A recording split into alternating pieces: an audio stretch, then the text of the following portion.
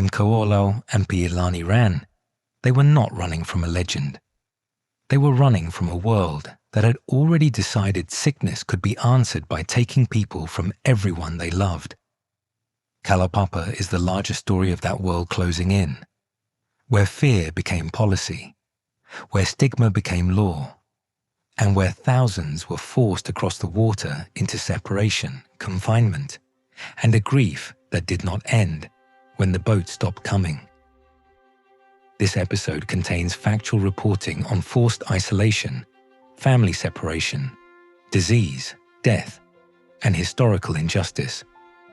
What you're about to hear is built from documented history, official records, preserved testimony, and contemporaneous reporting. Where the record is clear, I'll stay with it, and where memory, later debate, or public interpretation begins, I'll make that clear and keep it separate from verified fact. Listener discretion is advised.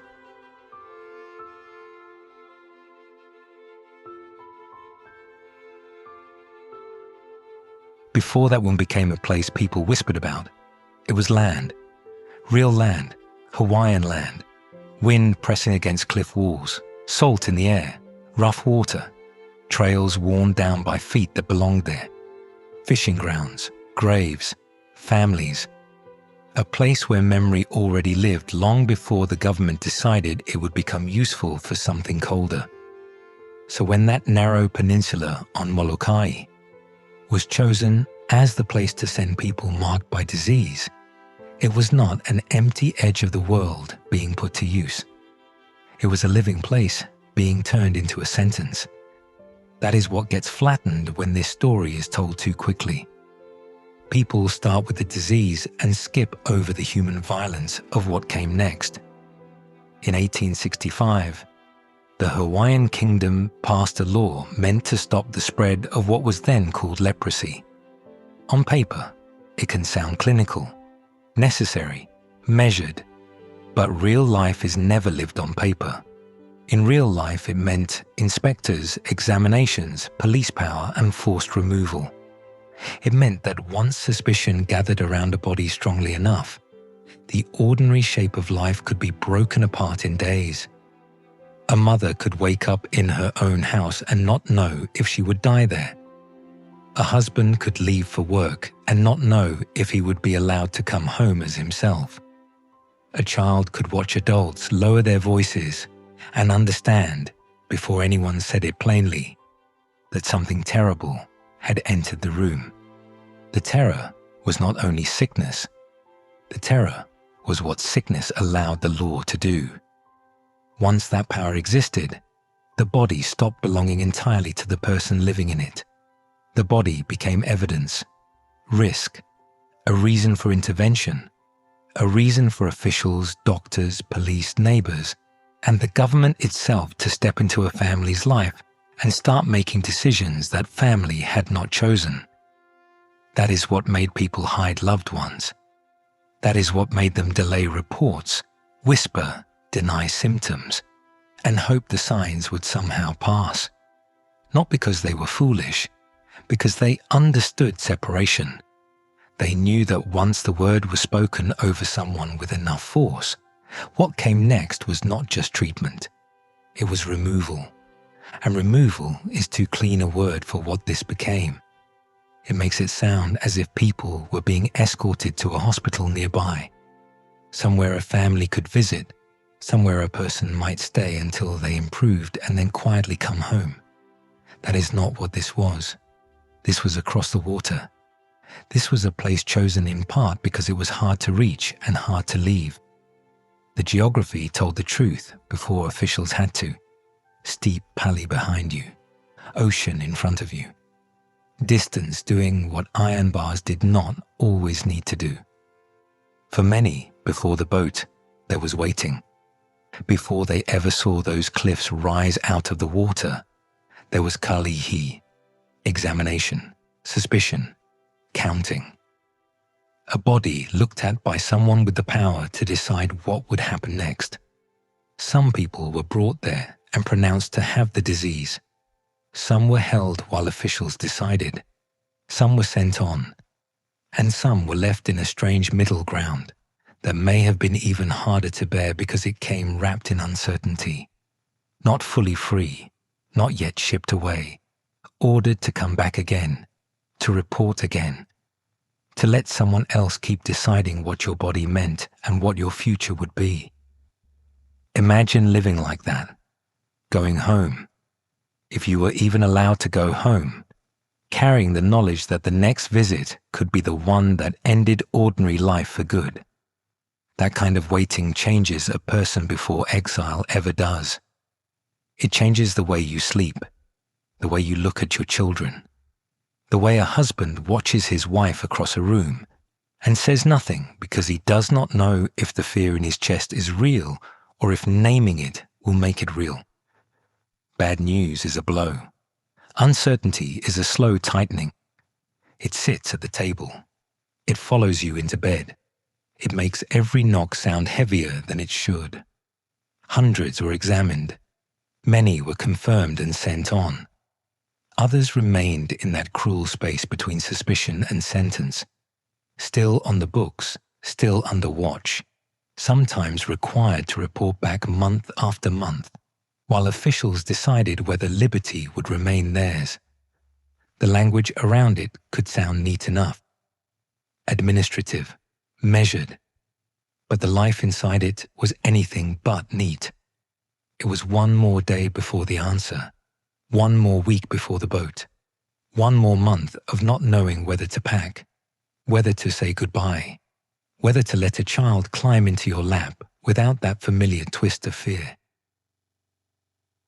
Then came the first 12, January 6, 1866. 3 women, Waipio, Kainaina, Ka'amwana. 9 men, Kahauliko, J.N. Lo'e, Li Ili'i, Puha, Kini, Lono, Nahuina, Lakapu, Kipehe. Say their names slowly, because before they were recorded as the first 12, they were people. They had voices. They had faces. They had people who knew the sound of their footsteps. People who expected them to come home. People who would have felt the empty space they left behind. They were not a number. They were not only patience. They were not only the beginning of a policy. They were 3 women and 9 men carrying fear, memory, illness, and whatever hope they still had left when the shoreline came into view. Some accounts place them at Waikolu, left there to make their way toward Kalavau. However you picture it, the deeper truth is the same. They were sent away under force of law, and what waited for them was uncertainty. Not abstract uncertainty, human uncertainty. Where do I sleep? Who came with me? Who was left behind? Will my mother ever see me again? Will my child remember my face? How long before my name becomes a rumor spoken in the past tense by people still living on the other island? That first landing changed the meaning of the law. It was no longer just a policy written down somewhere. It had a shoreline now. It had human feet on it. After that, people across the islands did not just hear that the government could send them away. They knew now that it would. And once that truth was out in the open, it changed homes long before it changed maps. Families began living inside dread. Some hid relatives, some concealed symptoms. Some told themselves the mark on the skin was something else, that the numbness meant nothing, that a little more time might somehow spare them. That was not denial in the cheap sense. That was love buying time. That was a family trying to hold the door shut with their own bodies, while the law was already walking up the path. The suffering began there, in that waiting. In the silence inside a house when everyone already knew what the signs might mean, but nobody wanted to say it aloud. In the way people started watching each other's skin, hands, faces. In the way children learned to read fear from the adults around them. In the way ordinary tenderness itself became dangerous, because the person you loved most in the world might suddenly become the reason everyone else told you to step back. It is hard to overstate what that does to a people, not only because of disease, but because of what it trains the heart to do, to doubt touch, to fear closeness, to imagine the state somewhere behind every knock at the door. And still, the boats kept coming. By the end of that first year, the removals had already grown. What began with 12 became many more. Lists, names, transfers. Decisions entered into records somewhere far away from the homes being emptied by them. That is one of the cruelties in stories like this. On one side, a family is breaking. On the other, someone is writing a number into a ledger. The wound and the paperwork happening at the same time. Once a person was taken, the world had a way of shrinking around them in the public mind. They could be reduced so quickly. A patient, a case, one of the afflicted, one of the unclean. That is what stigma always wants. It strips away the rest of a person's life and leaves only the thing others fear. But none of the people sent there began as that.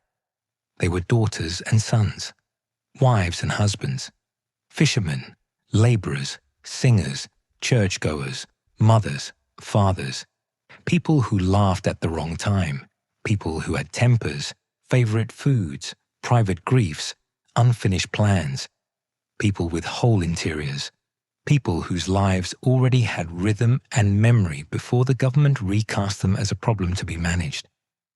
That is why this story has to be told as a human story before it is told as a historical one.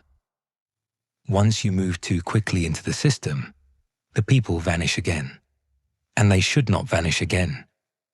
What was happening across Hawaii in those years was not only the creation of a settlement, it was the creation of a new kind of absence. A father missing from a table, a daughter spoken of in the present tense by people trying not to admit she might never come back, a husband still alive, still loved, still breathing, and yet already being grieved. The law made that kind of grief possible. Not grief after death, grief before death. Grief while someone was still somewhere under the same sky. That was the world Ko, Lau, and Pielani were up against. Not just illness, not just misfortune. A whole apparatus learning how to take people, sort them, and send them away. Exile did not begin when someone saw the peninsula for the first time. It began the moment the law taught the islands to look at the sick and imagine separation before compassion. And the system was not calm or universally trusted, even in its own time. Complaints were already surfacing. People were already saying those sent away were suffering, neglected, not properly supplied, not properly protected. Officials defended themselves. They inspected, answered, reassured, corrected where they had to. But the fact that those arguments were happening tells you something important. This was not some clean, unquestioned act of public duty that everyone accepted as humane and necessary. Even while it unfolded, people could see the cracks. Distance did a lot of work here. It made the system easier to defend from Honolulu than from inside a family that had lost someone to it. It made statistics easier than names. Easier to say how many had been examined, how many transferred, how many remained under observation, than to say what any one of those numbers meant when it reached a home.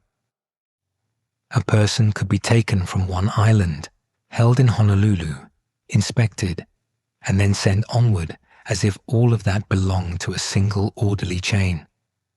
But for the person moving through it, there was nothing orderly about it.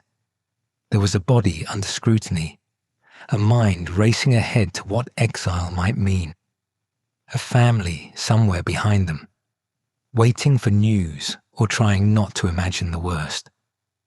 A boat ride no one ever wanted to take, a shoreline ahead that had already gathered too much sorrow. And still, inside all of that, People tried to remain human. Some came with the sick when they were allowed. Some stayed close as long as they could. Some kept watch. Some tried to find food, clothing, transport, a word from home, any small thread that might keep a person from feeling completely cut loose. If you tell this part only through official eyes, all you see is intake, transfer, and control. What those records could never fully hold was the way people kept reaching for each other anyway. The world they were being sent into was still rough in those early years. Supplies were uneven. Housing was uneven. Oversight was uneven. One season might bring reassurance from officials. Another might bring anger, complaint, or fear that the people across the water were being left to endure more than anyone wanted to admit aloud. And yet, what kept forming there was not just a settlement. It was the beginning of a wounded community. Not because exile was merciful, it was not. Because once enough people are forced to carry the same sorrow in the same place, they begin, out of necessity, to carry pieces of each other too. The healthy, or healthier, helped the sicker. People learned the rhythms of a place they had never chosen. Small acts of care became the difference between despair and survival. A meal shared, water carried, someone listening, someone staying, someone refusing to let another person disappear into the role the law had assigned them. The counting was real. The suspicion was real. The boat was real. The dread was real. But so was the love that kept slipping through it. So was the stubborn refusal of ordinary people to let the sick become only the sick. And once enough of them had crossed that water, that refusal began to take root on the peninsula itself. The government wanted separation. What grew anyway was relationship, not the easy kind, not the kind untouched by fear or loss, something harder than that. People helping the sickest among them. People learning which patches of ground could still give food. People carrying water, washing clothes, tending wounds, burying the dead, praying over one another, and making room for strangers who had been pushed out of their old lives and into this one. Kalaupapa can be told too easily as if it were only a place of abandonment. It was that. It was also a place where people kept choosing each other after the world had decided they were no longer worth the trouble. Some of those choices came from inside the settlement. Some came from outside. Friends and relatives in Honolulu found ways to send clothing across the water. Simple things, worn things, useful things. The kind of things a person folds and carries when they still believe someone matters. Even after the law had done its separating, love was still trying to cross the channel. Daily life there never became easy, but it became real. Houses rose, some better than others. Food had to be found, cooked, stretched. Gardens were tended where they could be. People married. Women carried poi and sweet potatoes. Fish was brought in. Land was worked. There were ordinary tasks, ordinary conversations, ordinary fatigue at the end of the day. The people sent there were not suspended in grief every waking minute. Human beings cannot survive like that. They laugh sometimes. They complain. They get hungry. They tease each other. They keep living, even in places built to contain suffering. That is also why the spiritual life of the settlement mattered. Not because religion makes the story noble, but because it tells you what people needed. Comfort, presence. Someone to say that what had happened to them did not strip them of dignity. By the early 1870s, priests and ministers were going there more regularly. Damien arrived into that world, and he matters, but only in proportion. He was not stepping into emptiness. He was stepping into a place where people were already caring for each other, already grieving, already trying to remain a community under unbearable terms. What made him important was that he stayed. He built. He organized. He buried the dead and worked beside the living. He helped make the place feel less like a waiting room for death and more like somewhere people could still stand upright inside their own lives. And he was not alone. The story is richer, truer, and more Hawaiian when it is not narrowed into one famous priest. There were others already there or moving in and out of that world. A Protestant deacon who was himself living with the disease and leading services.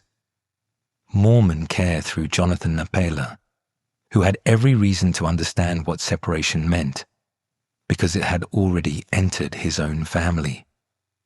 Copies of newspapers were sent in. News still moved. Prayer still moved. People kept trying to stay connected to a larger world, even after the law had tried to mark them off from it. Napela becomes more important the longer you sit with him. He was not some detached helper arriving with a clean conscience and a little pity. His wife was already caught in the same sorrow. He knew exactly what the system could do to a household. When he stepped into that settlement, later taking on more responsibility there, he did it as someone whose own life had already been split open by the same machinery. He was not standing above the people there. He was standing among them, with grief already close enough to touch. That is why he feels less like an official and more like one of the moral centers of the whole episode. A husband moving toward the place the law had designated for exile because love did not accept the state's version of distance. And still, for all the community that grew there, the system never stopped being a system. There were rules, oversight, discipline, punishment. At one point, one resident left the settlement, came back, and was confined. Others demanded the key to the prison house. Even now, that phrase lands like a blow. A prison house inside exile. A place already meant to confine people still holding another layer of confinement within it. This was never only a place of treatment. It was also a place where liberty had been stripped down so far that resistance itself could be read as disorder. And the people there did resist, sometimes quietly, sometimes by leaving when they were not supposed to, sometimes by refusing the posture of gratitude that exile systems always seem to want from the people they wound. Authority had its own words for that, of course. It always does. But behind those words, you can still feel something more human and more honest.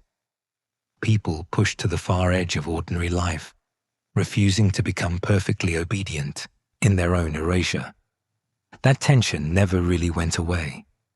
Community and coercion lived beside each other. Care and control, prayer and punishment, ordinary life and state power. That is what makes the story hard to tell cleanly. It was never one thing, never just suffering, never just courage, never just cruelty. All of it was there at once. Then the law reached into the deepest place of all. Not only the body, not only the house, the family itself. People fell in love there, people married there, children were born there, and for years, even that did not belong fully to the people living it. Babies born to parents at the settlement could be taken away because officials feared contact. Mothers tried to keep births quiet for as long as they could. Holding on to those first hours, those first days, whatever they could steal back before the system came to claim what it believed it had the right to separate. Children were removed. Parents were left with absence, where there should have been arms full of life. By then, the law was no longer operating only at the level of public policy. It was operating at the level of touch. Who gets to hold their child? Who gets to remain a family? Who gets to keep love within physical reach? That is the wound beneath all the others.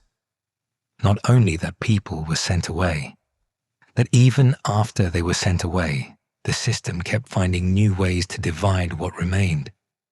By the late 19th century, the center of life began shifting from Kalawao to Kalaupapa. The western side offered better conditions, easier access, and a little more protection from the harsher edge of the place. But the move did not change the deeper truth. It only made the settlement more durable, more permanent, more settled in the worst sense of the word. By then, generations were already being shaped by it. Over time, nearly 8,000 people would be sent there under Hawaii's segregation laws, and the burden fell overwhelmingly on native Hawaiians. That fact has to stay clear. This is a story of human suffering, yes, but it is also a story about where the weight landed. The law did not fall evenly. The grief did not fall evenly. Hawaii carried this through Hawaiian bodies, Hawaiian homes, Hawaiian names. And yet people continue to make a life there.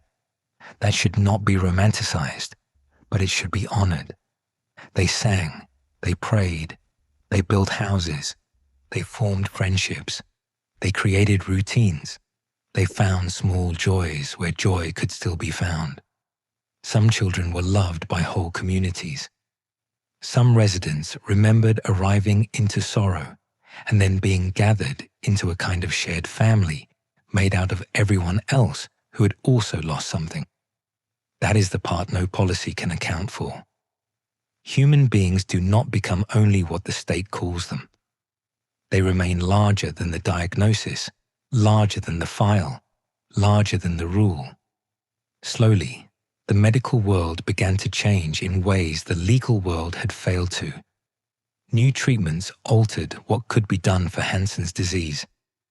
By the late 1940s, there was a future available that earlier generations had been denied. And in 1969, compulsory isolation in Hawaii was finally repealed. No more forced sending. No more official exile in the old form. People who wished to stay could stay. Some did, because by then, after all that had been taken from them, the settlement had also become home. But repeal is not repair. Ending the law did not return the stolen years.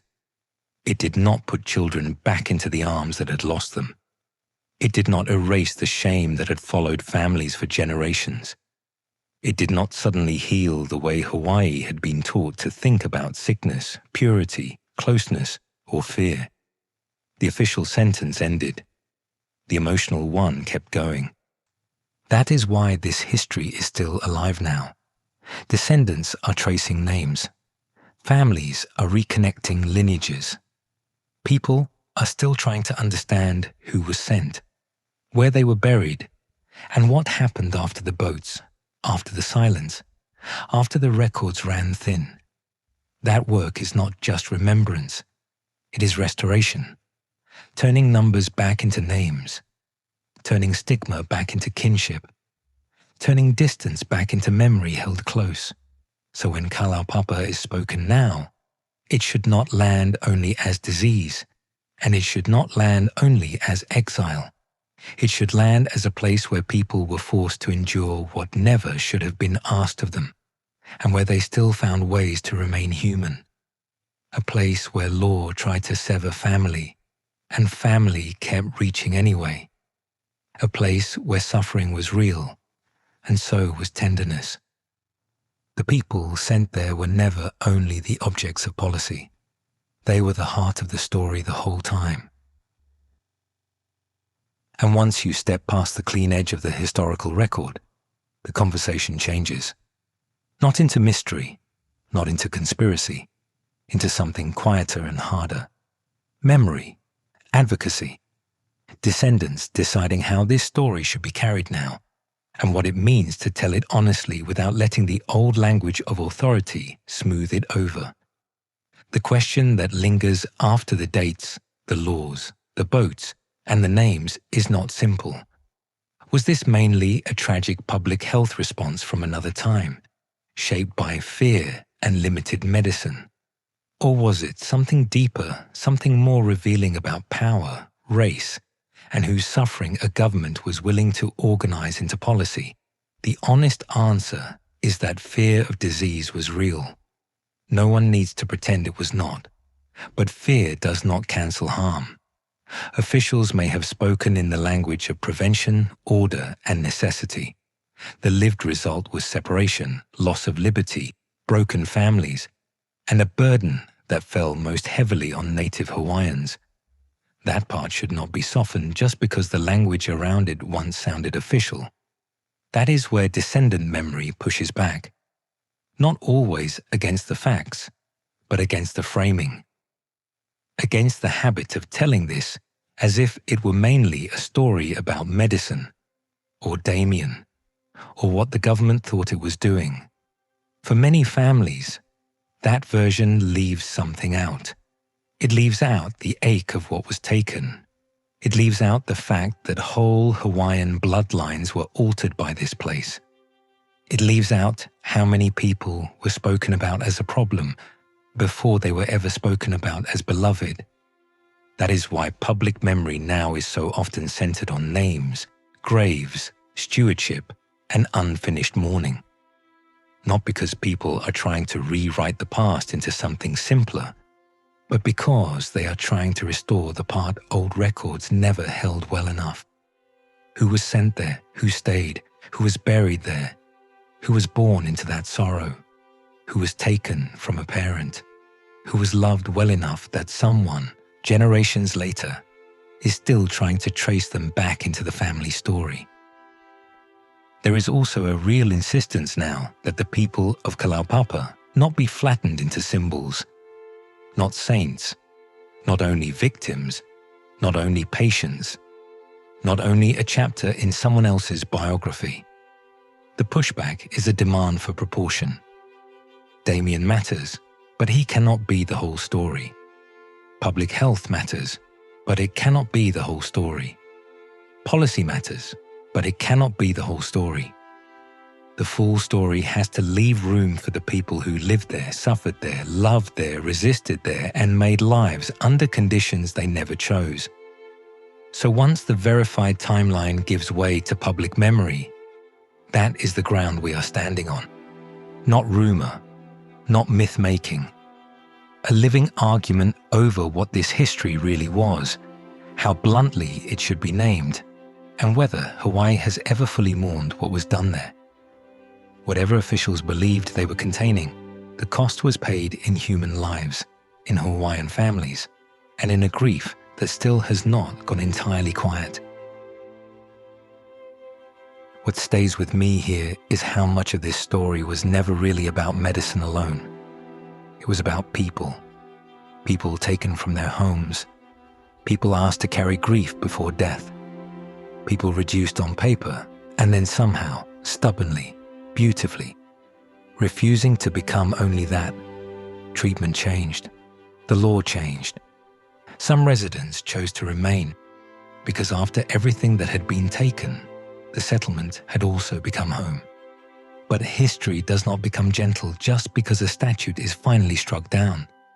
What remains now is the work of dignity. Descendants still trying to restore names, families still tracing lineages, graves still carrying more silence than they should. That is why Kalaupapa should never be remembered as just a chapter in medical history. It was and is a human story. Sit with it. Learn a name. Hold one family in your mind long enough for the numbers to fall away. This episode was built from official history, preserved testimony, descendant memory work, and contemporaneous reporting that helps show how this system was lived in real time, not just how it was defended later. Sources include the National Park Service's History of Kalaupapa and Hansen's Disease in Hawaii, the Hawaii Department of Health's Kalaupapa History and Stewardship Materials, Ka, Ohana o Kalaupapa's Family, Memorial and Names Project work, Hawaii Public Radio, reporting on remembrance and the memorial effort, and period reporting from the Pacific Commercial Advertiser, the Hawaiian Gazette, the Hawaiian Star, and other Hawaii newspapers. And as this story comes to a close, we leave it with Hawaii Aloha, because what happened at Kalaupapa was carried in Hawaiian families, Hawaiian names, and Hawaiian memory. And that kind of grief deserves reverence, not distance. Until next time, may the people forced to Kalaupapa and the families who carried that absence across generations be remembered with the dignity they were too often denied in life.